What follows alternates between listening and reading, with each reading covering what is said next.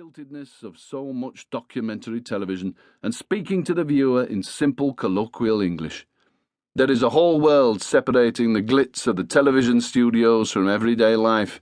Very few programs have bridged that gap, have been able to illuminate ordinary lives in the way that Fred Dibnah does. Fred was from Bolton, Lancashire, and he was proud of it. And it was Bolton that provided his inspiration.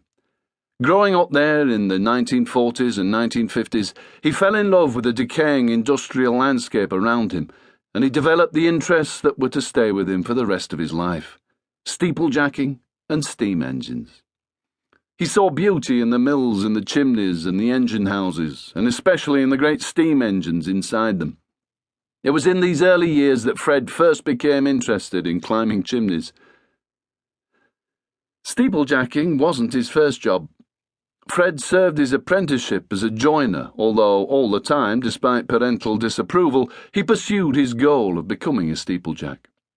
Over many years he studied how steeplejacks erected their ladders and scaffolding, noted the faults in different systems, and worked out his own methods. But another passion was to play just as important a part in his life. When he was a lad, the engine sheds were just down the road from the terraced house he lived in, and he developed a dangerous addiction: steam. It was his memories of those engine sheds that got him interested in steam preservation and led to his buying a steamroller and restoring it. Fred didn't like modern methods and newfangled tools, so he decided to equip himself with a workshop powered by steam. He added to it over the years and created something unique. Until 1979, Fred was only a steeplejack who had an interest in steam engines. Then, while he was working on the clock tower of the town hall in Bolton, the local BBC TV news programme filmed a short item about him.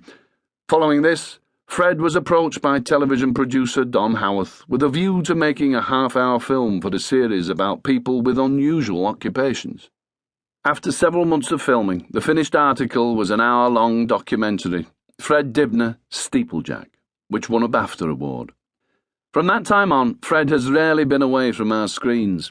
He became for millions of viewers the embodiment of old-fashioned common sense.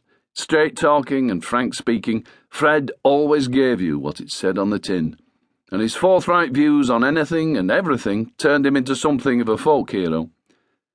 Through his early programmes, Fred became best known for felling chimneys, but this was the job he liked least. His preference was always for restoration, and he would point proudly to chimneys and church steeples that he had restored.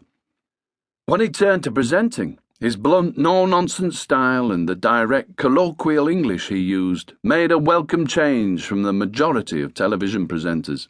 The audience didn't only enjoy watching Fred, they trusted him because he was one of them. Few people on television have been better at talking to ordinary working people and putting them at their ease. But what we loved more than anything with Fred was his enthusiasm. He had a passion for anything to do with our industrial past and an infectious zest for the engineering, mechanical and craft skills of days gone by. His heroes were the great engineers of the Victorian age, such as Robert Stephenson and Isambard Kingdom Brunel. In all of his programmes, Fred's approach was very hands-on. He lived every schoolboy's dream, travelling on the footplate and driving the engines.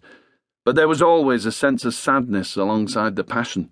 He felt keenly the loss of the sights and sounds of long-gone industries. Steam and engineering weren't Fred's only loves. Because he'd worked with wood, he could talk with authority about the skills of carpenters and woodcarvers when we filmed at great castles and palaces and country houses. He loved meeting men like Peter McCurdy, who built the timber frame for the reconstruction of Shakespeare's Globe Theatre. While admiring the finished products, he was just as interested in the way the job had been done and in working conditions, and he was always able to put himself in the place of the workers. Whatever the job, Fred would be prepared to have a go at it himself, and whatever he saw, he'd always got one like it at home or in his back garden. As a young man, he had been to art school, and the drawings he used to show how things were built were all his own. His practical demonstrations revealed exactly how things were done, even if some of them did end in disaster. And because he'd been there and done the job